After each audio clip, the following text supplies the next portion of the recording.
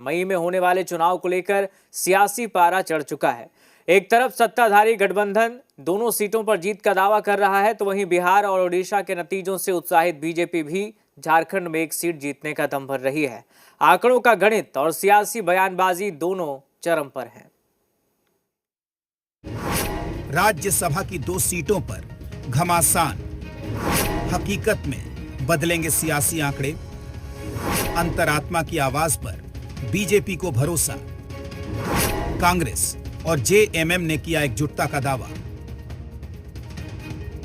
झारखंड में राज्यसभा की 2 सीटों के लिए चुनाव होना है और विधानसभा के मौजूदा आंकड़ों पर नजर डालें तो सत्ताधारी गठबंधन के पास दोनों सीटें जीतने का स्पष्ट गणित नजर आता है।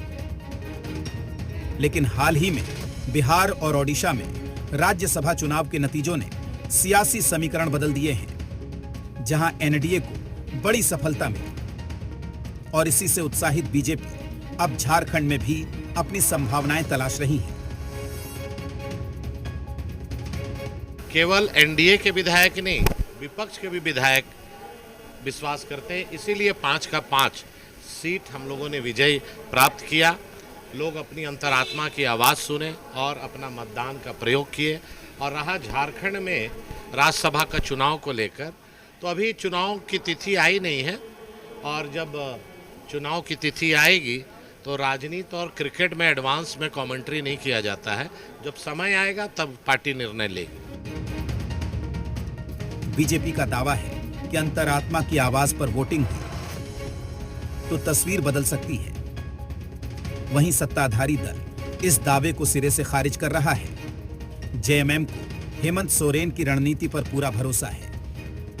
वहीं कांग्रेस भी बिहार की तरफ क्रॉस वोटिंग की बात को सिरे से खारिज कर रही है। कि भाजपा का सब दिमाग और बुद्धि फेल हो जाता है झारखंड आते। 65 पार का नारा देने वाले ये लोग कहां पर सिमट गए।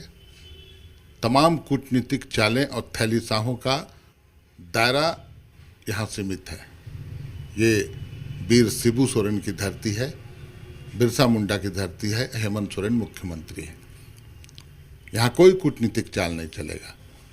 झारखंड मुक्ति मोर्चा और हमारा गठबंधन, हम दोनों सीट जीतेंगे।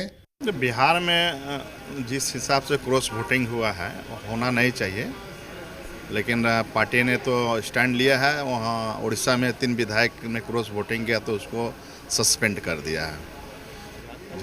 झारखंड में ऐसा नौबत नहीं आएगा, क्योंकि हम लोग 16 विधायक इंटैक्ट है और 56 विधायक अभी है।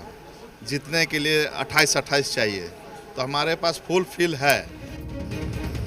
फिलहाल राज्यसभा चुनाव को लेकर बयानबाजी तेज है। एक तरफ आंकड़ों का गणित,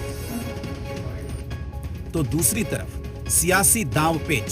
अब देखना होगा कि जब चुनाव की तारीखों का ऐलान होगा तो क्या आंकड़े हकीकत में बदलेंगे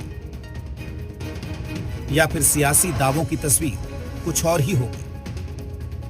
धीरज ठाकुर, जी मीडिया, रांची। झारखंड विधानसभा